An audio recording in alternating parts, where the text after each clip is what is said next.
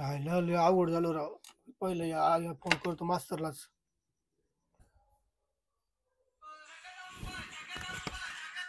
आयला सरपंचाचा phone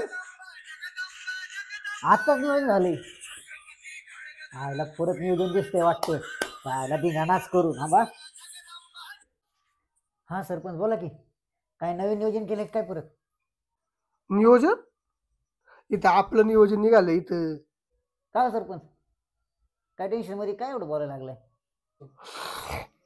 tension मध्ये अहो तेच भांडवला फुटलं की राव समजायचं आपलं. खरं काय? आयला सरपंच, मी तुम्हाला आणि पाटलाला त्या दिवशी सांगितलं होतं नका करू काय तसलं नियोजन, पण तुम्ही माझा